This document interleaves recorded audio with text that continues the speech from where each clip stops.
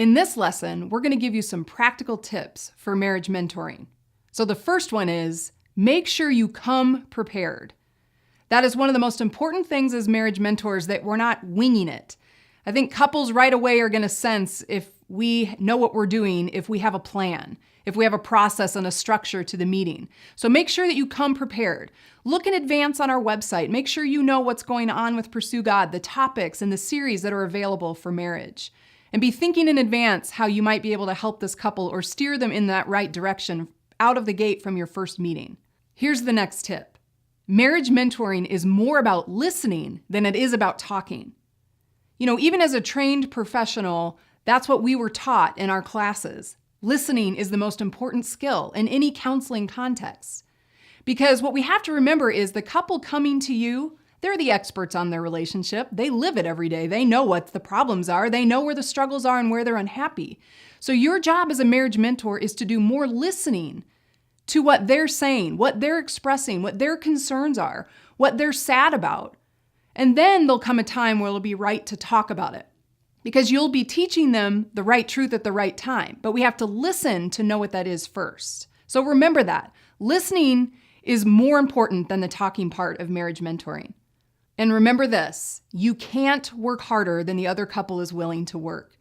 That's so important for you to remember. In fact, it might be a great thing to say right out of the gate in your first mentoring time with them, that you aren't going to work harder than they are. And here's what I like to say. I don't have magic dust. It's not that a couple's going to come in and sit with me and hear me talk for a few minutes and then they'll just go home and everything's fixed. The couple has to do the work. You're modeling the conversation, you're giving the right truth at the right time, but they have to go home and discuss it and work on it. Remember that. Don't work harder than the couple is willing to work. And if you get that sense that you're working harder, you're caring more about the relationship, then make sure you say right away, I think you're not ready for marriage mentoring because you're not taking it seriously enough. You're not going home and doing the added work that you need to do. Because remember, it takes 3 to transform a marriage. You're playing your part of giving the right truth at the right time, listening and helping a couple have a conversation.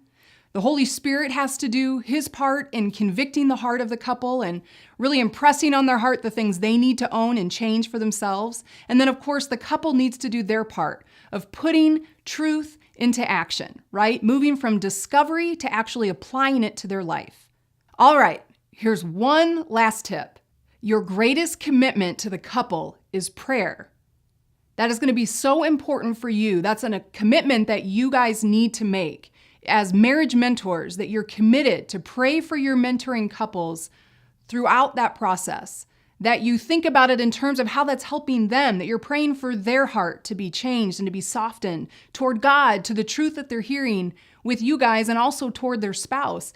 And also, prayer is so important for you as the marriage mentoring couple, that your heart is tender towards the Lord, that you can have wisdom and insight. As you listen to the couple, you're going to have the right truth to share at the right time. So be committed to prayer for your couples. That's so important to a great marriage mentoring opportunity. So use the workbook, talk about these practical tips, and we'll see you in the next lesson.